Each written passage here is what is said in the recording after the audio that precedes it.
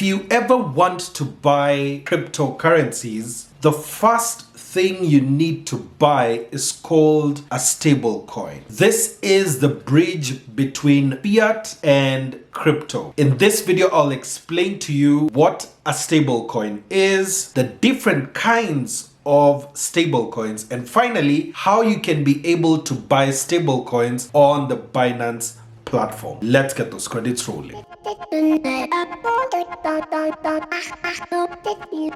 Stablecoins are digital assets whose value is relatively stable on the crypto market. Most stablecoins are $1 each. There is one that is of a different currency, but most of them are pegged to the dollar. In order to be able to understand how a particular stablecoin works, you need to understand what backs it. The first is fiat-backed stablecoins. These are stablecoins where the creator of that stablecoin has a physical dollar saved for every single stablecoin that has been created. The most popular stablecoin is called USDT for Tether, where that particular stablecoin works in such that there are an equal number of US dollars held corresponding to the number of USDT on the chain. The second is BUSD, which is Binance USD, which operates the same way as USDT, backed one-to-one for the dollar. There's USDC by Coinbase working the same way. These are known as fiat-backed stablecoins. The second type of stablecoin is called commodity-backed stablecoin. The first one was backed by fiat, physical dollars that are available in reserve. For commodity-backed, you have the same value, usually in gold. This is how these stablecoins work. And the most popular is Paxos Gold, PAXG, and Tether Gold, XAUT. So these ones are backed by commodities. The third one is algorithmic stablecoins. These ones are neither backed by commodities or by fiat. They are backed by an algorithm which tends to have another cryptocurrency attached to it, where the supply of that particular cryptocurrency is increased or reduced in order to maintain the stability of this stablecoin. The most popular, which unfortunately fell, was called UST, which was backed by Luna, which is a cryptocurrency. This algorithm actually worked on arbitrage, where you actually try and keep this value at $1 by making a cryptocurrency either go up or go down. Another one that is coming up or has come up in the last 2 or 3 months is called USDD by Tron, which is another algorithmic stablecoin. The next type of stablecoins are those which are crypto backed. The biggest example here is DAI, which is backed by another crypto, either Ethereum or Bitcoin. You can place underneath so that that collateral is what represents the amount of DAI on the chain. For instance, if you wanted to create $1,000 of DAI, you would need to over collateralize, which means that you'll need to provide a bigger amount than $1,000 to also cater for the different price changes that are there for the underlying asset, and so that you don't lose the stablecoin that is on top. These are the 4 types of stablecoins that are there. The first, fiat-backed. The second is commodity-backed, algorithmic-based, and crypto-backed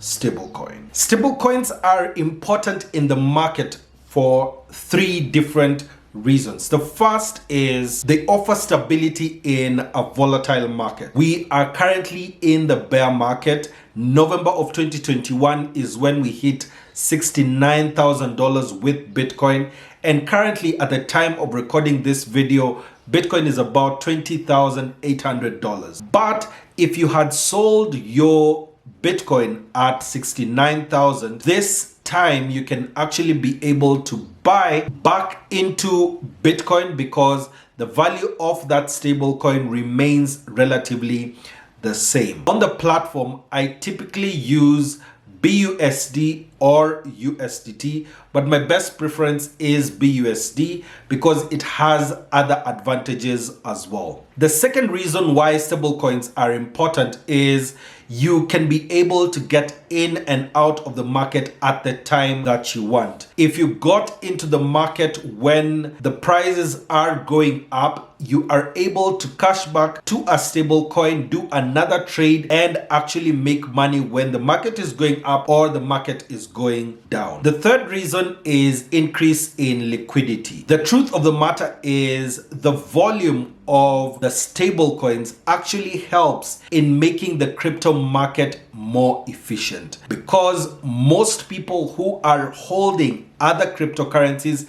are typically hodlers, and that means that when they hold, they will typically not increase liquidity in the market. The reason you want liquidity in the market is so that whatever transactions you do are successful and you can be able to have lesser margins per trade because there is more money in the market. At the time of recording this video, USDT is at number 3 on the biggest market cap, followed by USDC at number 4, and then you have BUSD at number 6. So you have close to 17 billion in BUSD, 55 billion in USDC, and 66 billion in USDT. That increases the volume and liquidity in the crypto market. The first thing that we do now that we want to buy our stablecoin is to use our debit or prepaid card. The card that I use is called People, and what I'll do is just go on the app itself. The second link in the description below, you can be able to get onto People as well. This will be really simple. In order for you to be able to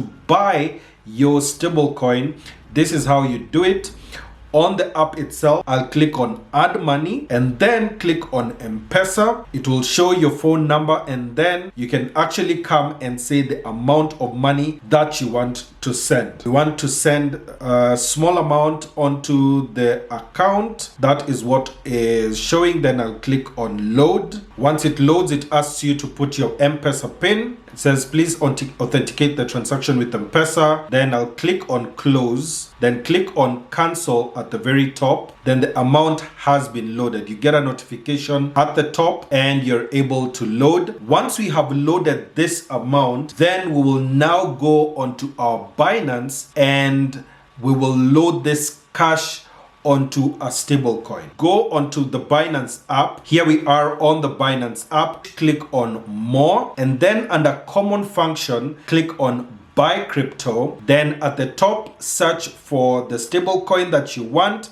In my case, I want BUSD, and it will show you the amount in euros, and at the right here it shows BUSD. So I want it in terms of BUSD, and then I want to put in the amount that I want to buy. Click on continue. Then it gives you 3 different options to be able to buy your BUSD. There is card, there is bank transfer, and there is also cash balance. So in my case, I want to use card. So the same card that we've used under People to be able to load money from MPESA is the same card that we'll input here. And then I'll click on confirm. It brings this confirmation order and the fee is 1.95. And then I'll click on confirm.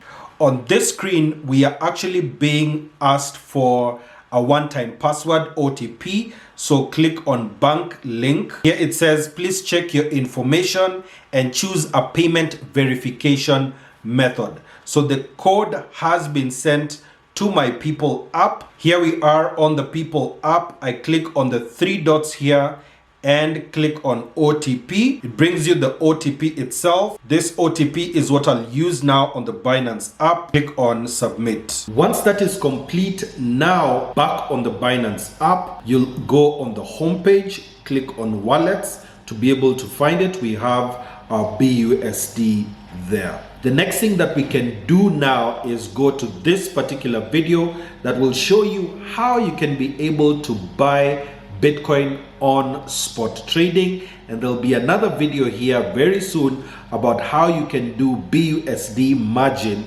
futures trading. I'll see you in the next one.